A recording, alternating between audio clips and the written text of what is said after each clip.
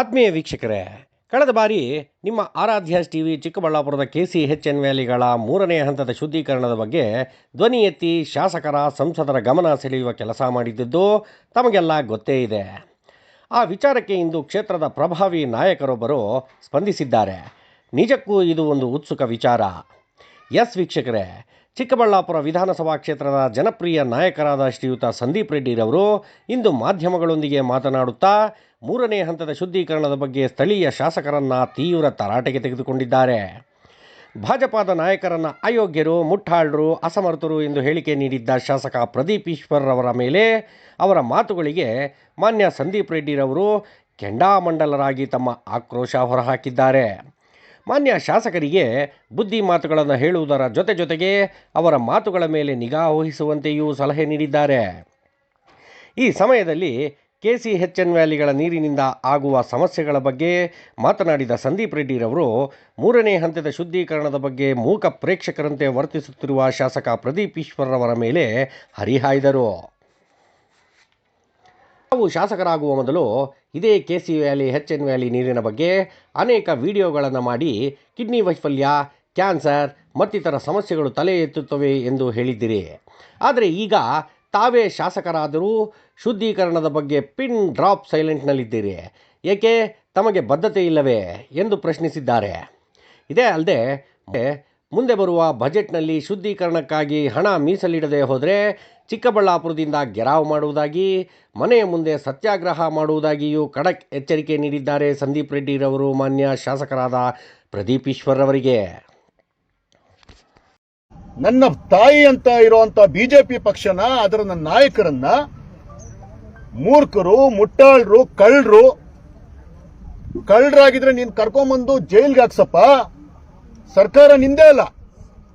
ಎಷ್ಟು ಜನ ಜೈಲ್ಗೆ ಹಾಕ್ಸಿದ್ಯಾ ಚಿಕ್ಕಬಳ್ಳಾಪುರದಲ್ಲಿ? ತಾವು ಎಷ್ಟು ಜನ ತಾವು ಜೈಲ್ಗೆ ಹಾಕ್ಸಿದೀರಾ? ಆ ತರ ಇದ್ರೆ ನೀವು ಇದಕ್ಕೆ ಮೊದಲು ಶಾಸಕರಾಗಕ್ ಮೊದಲು ನೂರಾರು ಬಾರಿ ಏನು ತಾವೊಂದು ಹೋರಾಟ ಮಾಡಿದ್ದೀರಾ, ಜನಗಳ ಗಮನಕ್ಕೆ ತಂದಿದ್ರಿ.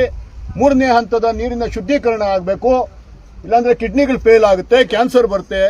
ನಿಜಕ್ಕೂ ನಾವೆಲ್ಲ ಪ್ರಭಾವಿತರಾಗಿದ್ದು ನಿಮ್ಮ ವಿಡಿಯೋ ನೋಡಿ. ಇವತ್ತು ಸಂವಿಧಾನದತ್ತ ಅಧಿಕಾರ ಇದೆ ನಿಮ್ಗೆ. ಅಂತಹ ಅಧಿಕಾರವನ್ನು ಉಪಯೋಗಿಸಿಕೊಂಡು ಎಷ್ಟು ಬಾರಿ ನೀವು ಹೋರಾಟ ಮಾಡಿ ಇದುವರೆಗೂ, ಈಗ ಮತ್ತೆ ಬಜೆಟ್ ಬರ್ತಿದೆ, ಮಾರ್ಚ್ನಲ್ಲಿ ಬಜೆಟ್ ಬರ್ತಿದೆ. ಎಷ್ಟು ಹಣನ ನೀವು ಇದುವರೆಗೂ ಈ 3 ಬಜೆಟ್ಗಳಲ್ಲಿ ಎಷ್ಟು ಹಣನ 3ನೇ ಹಂತದ ಶುದ್ಧೀಕರಣಕ್ಕೆ ತಾವು ಇಟ್ಟಿದ್ದೀರಾ ಅನ್ನೋದನ್ನ ನಾವು ಕೇಳಬಹುದಾ? ನೀವು ನಿಮ್ಮ ಕೆಲಸ ಮಾಡಿ, ನಿಮ್ಮ ದೊಡ್ಡತನ ತೋರಿಸಿ. ನಿಮ್ಮ ಏನು ಒಂದು ಆಚಾರವಿಲ್ಲದ ನಾಲಿಗೆ ಅಂತ ಏನ್ ಹೇಳ್ತಾರೆ ಅದನ್ನ ನೀವು ತೋರಿಸ್ಕೊಂಡು ಏನೋ ದೊಡ್ಡ ಆಗೋದ್ ಬೇಡ. ಯಾರನ್ನ ನೀವು ಮೂರ್ಖರು, ಮುಟ್ಟಾಳರು, ಕಳ್ಳರು ಅಂತ ಹೇಳ್ತಿದ್ದೀರಾ? ಆಕಾಶಕ್ಕೆ ಉಗಿಯೋ ಅಂತ ಕೆಲಸ ಮಾಡ್ತಿದ್ದೀರಾ? ಆಕಾಶಕ್ಕೆ ಉಗಿದ್ರೆ ಏನಾಗುತ್ತೆ ಅನ್ನೋದು ತಮಗೆ ಗೊತ್ತಿದೆ. ತಾವೊಬ್ಬ ಟೀಚರ್ ಇದ್ದೀರಾ. ನಿಮ್ಮ ಹತ್ರ ಎಷ್ಟೋ ಜನ ಮಕ್ಕಳು ಮೋಟಿವೇಶನಲ್ ಸ್ಪೀಕರ್ ಇದ್ದೀರಾ. ತಾವು ತಮ್ಮ ಮಾತನ್ನ ತುಂಬಾ ಯುವಕ ಜನತೆ ಅಬ್ಸರ್ವ್ ಮಾಡ್ತಿರ್ತದೆ. ನೀವು ಯುವಕರು, ನೀವು ಮುಟ್ಟಾಡ್ರು ಅಂತಂದ್ರೆ ಅದನ್ನ ನೆಕ್ಸ್ಟ್ ಲೆವೆಲ್ ಮಾತಾಡ್ತಾರೆ ಬೇರೆ ಯುವಕರು ನಿಮ್ಮನ್ನ ಫಾಲೋ ಮಾಡೋ ಅಂತವ್ರು. ಬಿಜೆಪಿ ಅವ್ರಿಗೂ ನೀವೇ ಶಾಸಕರು ಪ್ರದೀಪ್ ಈಶ್ವರ್ ಅವರೇ, ದಯವಿಟ್ಟು ಈ ರೀತಿಯ ಅನಾವಶ್ಯಕವಾದ ಪದಗಳನ್ನ ಉಪಯೋಗಿಸಬಾರದು. ನಾವು ಇವತ್ತು ಹೇಳ್ತಾ ಇದೀವಿ, ನೀವು ಇಷ್ಟು ದಿವಸ ಏನು ಇದಕ್ಕೆ ಮೊದಲೆಲ್ಲ ದೊಡ್ಡ ಮಾತು ಹೇಳ್ತಾ ಇದ್ರಿ 3ನೇ ಹಂತದ ಶುದ್ಧೀಕರಣ ಆಗ್ಬೇಕಾಗಿತ್ತು ಅಂತ. ಹಾಗಿಲ್ಲ ಅಂತಂದ್ರೆ, ಈ ಬಾರಿ ಬಜೆಟ್ ನಲ್ಲಿ ಹಣ ಇಟ್ಟಿಲ್ಲ ಅಂತಂದ್ರೆ ನಾವು ನಿಮ್ಮನ್ನ ಗೆರವು ಮಾಡ್ತೀವಿ. ಇಡೀ ಚಿಕ್ಕಬಳ್ಳಾಪುರದ ಜನತೆ ನಿಮ್ಮ ಮನೆ ಮುಂದೆ ಬಂದು ಕೂತ್ಕೊಂಡು ಧರಣಿ ಮಾಡ್ತೀವಿ.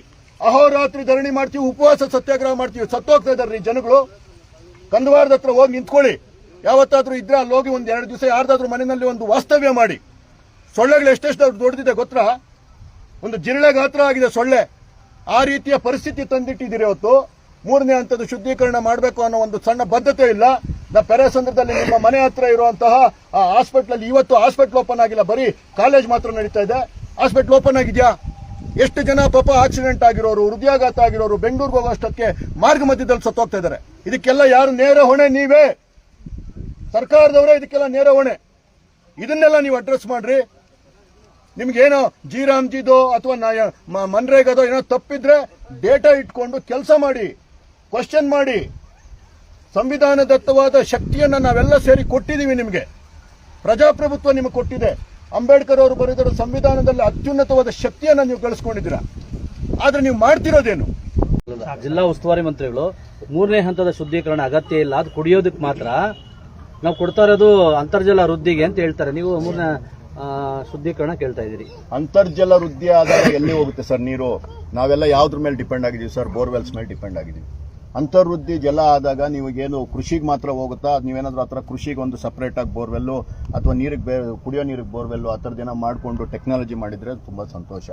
ನನಗೆ ಗೊತ್ತಿರುವಂತಹ ಸಾಮಾನ್ಯ ಜ್ಞಾನದಲ್ಲಿ ಏನು ಅಂತರ್ಜಲದಲ್ಲಿ ಸೇರ್ತಾ ಇರುವಂತಹ ನೀರು ನಿಜಕ್ಕೂ ವಿಷಕಾರಿಯಾಗಿ ಪರಿವರ್ತನೆ ಆಗಿದೆ. ಇನ್ನು ಮುಂದೆ ನಮಗೆ ಘೋರ ಪರಿಣಾಮಗಳು ಕಾಣಿಸುತ್ತೆ.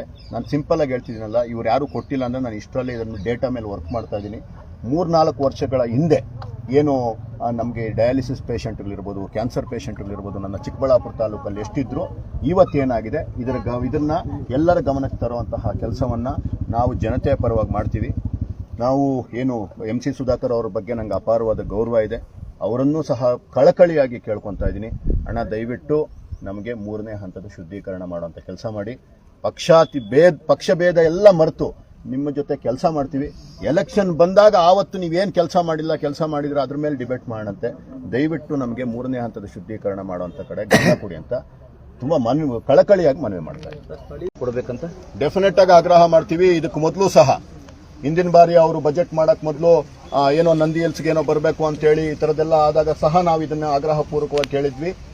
ನಮ್ಮ ಮೇನ್ ಏನಿದೆ, ನನ್ನ ರೈತರಿಗೆ ಮತ್ತು ನನ್ನ ಜನಗಳಿಗೆ ಕುಡಿಯೋ ನೀರು ಏನಿದೆ, ಕೆರೆಗಳಿಗೆ ತಾವೇನು ನೀರು ತುಂಬಿಸ್ತಾ ಇದ್ದೀರಾ, ಇದು 3ನೇ ಹಂತದ ದಯವಿಟ್ಟು ಶುದ್ಧೀಕರಣ ಮಾಡಿ. ನನ್ನ ಜನತೆಗೆ ಗೊತ್ತಾಗ್ತಿಲ್ಲ, ನನ್ನ ಜನತೆ ಕುಡಿತಾ ಇರೋದೆಲ್ಲ ವಿಷವನ್ನ ಕುಡಿಸೋ ಅಂತ ಕೆಲಸನ ಈ ಸರ್ಕಾರಗಳು ಮಾಡ್ತಿದೆ. ಇದರ ವಿರುದ್ಧ ನಾವು ಹೋರಾಟ ಮಾಡ್ತೀವಿ. ದಯವಿಟ್ಟು 3 ಲಕ್ಷಾಂತರ ಕೋಟಿ ಬಜೆಟ್ ಮಾಡ್ತೀರಾ, ಸುಮಾರು 4 ಲಕ್ಷ ಕೋಟಿ ಬಜೆಟ್ ಮಾಡ್ತೀರಾ, ನಮ್ಗೊಂದು 2-3 ಸಾವಿರ ಕೋಟಿ ಕೊಟ್ಟು ಇಡೀ ನಮ್ಮ ಅವಿಭಜಿತ ಚಿಕ್ಕಬಳ್ಳಾಪುರ ಮತ್ತು ಕೋಲಾರ ಕ್ಷೇತ್ರಕ್ಕೆ ನೀವು ಇರೋ ಕೆರೆಗಳಿಗೆ ಒಳ್ಳೆ ನೀರನ್ನ ತುಂಬಿಸುವಂತಹ ಕೆಲಸ ಮಾಡಬೇಕು ಅಂತ ಸಿದ್ದರಾಮಯ್ಯ ಸಾಹೇಬರಲ್ಲಿ ನಾನು ಈ ಮೂಲಕ ಮನವಿ ಮಾಡ್ತಾ ಇದ್ದೀನಿ. ಜೊತೆಗೆ ಏನು ನಮ್ಮ ಹಾಸ್ಪಿಟಲ್ ಏನಿದೆ, ನನ್ನ ಚಿಕ್ಕಬಳ್ಳಾಪುರದ ನಾನು ಪೆರೆಸಂದ್ರದಲ್ಲಿರುವಂತಹ ಹಾಸ್ಪಿಟಲ್ ಏನಿದೆ, ಆ ಹಾಸ್ಪಿಟ್ಲು ಗೌರ್ಮೆಂಟ್ ಹಾಸ್ಪಿಟ್ಲು, ಅದರಲ್ಲಿ ಕಾಲೇಜ್ ಮಾತ್ರ ನಡೀತಾ ಇದೆ. ಈಗಾಗಲೇ 4ನೇ ವರ್ಷ ಅಥವಾ 5ನೇ ವರ್ಷದ ವಿದ್ಯಾರ್ಥಿಗಳು ಅಲ್ಲಿ ಕಲಿತಾ ಇದ್ದಾರೆ, ಆದರೆ ಅಲ್ಲಿ ಹಾಸ್ಪಿಟ್ಲ್ ಇಲ್ಲ. ಯಾವುದೇ ಮೆಡಿಕಲ್ ಕಾಲೇಜ್ಗೆ ಹಾಸ್ಪಿಟಲ್ ಕಂಪಲ್ಸರಿ ಇರಬೇಕು. ನನ್ನ ಬಿಜೆಪಿ ಸರ್ಕಾರ ಇದ್ದಾಗ ಸುಮಾರು 700-800 ಕೋಟಿ ರೂಪಾಯಿಯಷ್ಟು ಅನುದಾನ ಕೊಡ್ತು. ಅದಕ್ಕೆ ಇವತ್ತು ಅದನ್ನು ಕಂಪ್ಲೀಟ್ ಮಾಡೋಕ್ಕೂ ನಿಮ್ಮ ಕೈಯಲ್ಲಿ ಆಗ್ತಿಲ್ಲ. ಸಿದ್ದರಾಮಯ್ಯ ಸಾಹೇಬ್ರೆ, ದಯವಿಟ್ಟು ನಿಮಗಿಂತ ನಾನು ಭಾರಿ ಅಂದರೆ ಭಾರಿ ಚಿಕ್ಕವನು, ಆದರೆ ನನ್ನ ಜನತೆಯ ಪರವಾಗಿ ಕೇಳ್ತಾ ಇದ್ದೀನಿ, ನಮಗೆ ಹಾಸ್ಪಿಟಲ್ ದಯವಿಟ್ಟು ಕಂಪ್ಲೀಟ್ ಮಾಡಿಕೊಡಿ. ಕ್ಷೇತ್ರದ ಜನರ ಸಮಸ್ಯೆಯ ಕುರಿತು ತಾವು ಕಾಳಜಿಯನ್ನು ತೋರಿ ಸಮಸ್ಯೆಯ ಬಗ್ಗೆ ಧ್ವನಿ ಎತ್ತಿದ ತಮಗೆ ಚಿಕ್ಕಬಳ್ಳಾಪುರದ ಎಲ್ಲ ನಾಗರಿಕರ ಕಡೆಯಿಂದ ಧನ್ಯವಾದಗಳು ಸಂದೀಪ್ ಸರ್. ಈ ಪ್ರಶ್ನೆ ಮಾಡಲು ನಮ್ಮ ವರದಿ ನಿಮ್ಮನ್ನು ಎಷ್ಟರ ಮಟ್ಟಿಗೆ ಪ್ರೇರೇಪಿಸಿದೋ ಇಲ್ಲವೋ ನಮಗೆ ತಿಳಿಯದು. ಆದರೆ ಸಮಸ್ಯೆಯ ಬಗ್ಗೆ ತಾವು ತೋರಿದ ಆಸಕ್ತಿ ನಿಜಕ್ಕೂ ಸ್ವಾಗತಾರ್ಹ. ನಿಮ್ಮ ಈ ಕಾಳಜಿ ಸದಾ ಹೀಗೆ ಇರಲಿ. ಈ ವಿಚಾರ ಸದ್ಯದ ಪರಿಸ್ಥಿತಿಯಲ್ಲಿ ಯಾವುದೋ ಒಂದು ತಾರ್ಕಿಕ ಅಂತ್ಯ ಕಾಣುತ್ತದೆ ಅನ್ನೋದು ನಮಗಂತೂ ಗ್ಯಾರಂಟಿ ಇಲ್ಲ. ವಂದನೆಗಳೊಂದಿಗೆ ಸುನೀಲ್ ಆರಾಧ್ಯ.